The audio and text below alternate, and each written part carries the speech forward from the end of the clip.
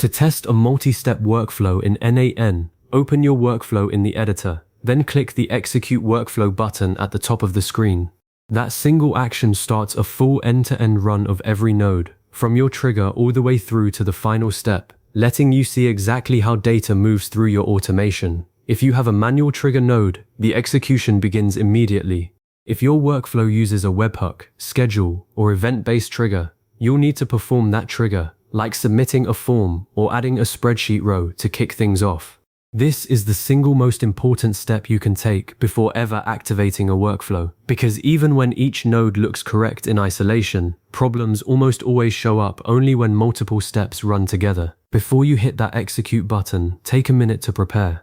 First, make sure you've saved any recent changes. Click the save icon or press Ctrl+S. Saving ensures you're testing the latest version of your workflow, not an older configuration you forgot to update. Next, prepare a small set of sample data that's realistic but safe.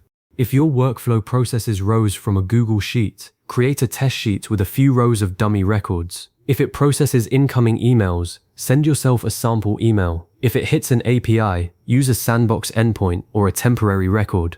Testing with real production data risks corrupting live records or sending unintended messages to customers. Sample data lets you verify logic without consequences. Once your workflow is saved and your test data is ready, click Execute Workflow. Now watch the nodes on the canvas. Each node that completes successfully will show a green check or a success icon. If a node fails, it will turn red or show an error indicator. Pay attention to the order of execution. This is especially critical in workflows with branches, conditions, or loops. You'll see exactly which path the workflow followed, which can reveal unexpected logic behavior. For example, if you have an if node that should split traffic based on a field value, the canvas will highlight only the executed branch. If the wrong branch lights up, you know your condition is misconfigured. After the run completes, click on the trigger node first. Examine its output. What data did it produce? Are the fields and values what you expected? This is where many issues start. If your trigger, say an RSS feed read or a webhook node, doesn't return the right structure, everything downstream will be off. Then move to the next node in sequence. Click it and review its input and output tabs. The input shows what data arrived from the previous node. The output shows what it transformed or sent. Compare them. If a node's input looks correct, but its output is missing a field you need, that node's configuration is the culprit. Look at parameters, expressions, and any JSON tabs. For nodes that make API calls like HTTP request or send data to Google Sheets, also check the execution details, including the raw request and response.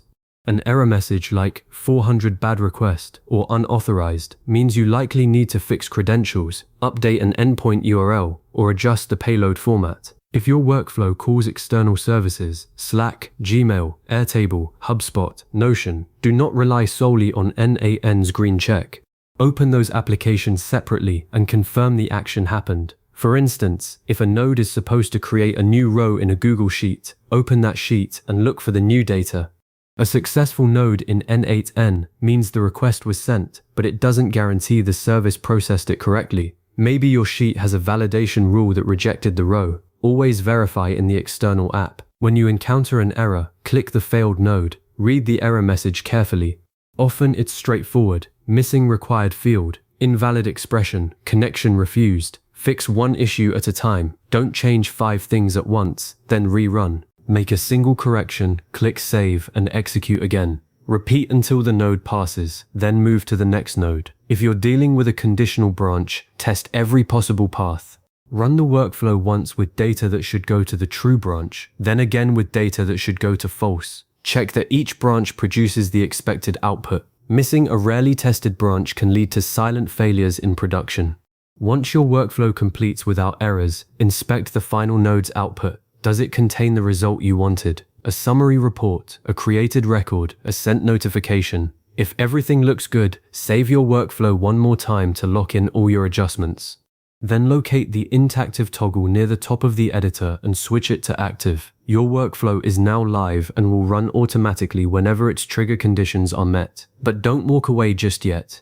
After activation, go to the executions page and monitor the first few runs. Check execution status, duration, and any failed nodes. Real-world data often differs from your test samples. If an unexpected error appears, return to the editor, fix it, save and test again before resuming production. Regular monitoring, especially in the early days, keeps your automations reliable and catches edge cases you didn't anticipate. Testing a multi-step workflow thoroughly before activation saves you hours of debugging later. It confirms that data flows correctly, conditions branch as intended, and external services respond as expected. Make it a habit. Every time you add a node, change a setting, or update a connection, run a quick end-to-end test. Your future self will thank you. Thanks for watching, and if you want to keep this guide handy for your next workflow, bookmark the video or save the steps. You'll come back to them.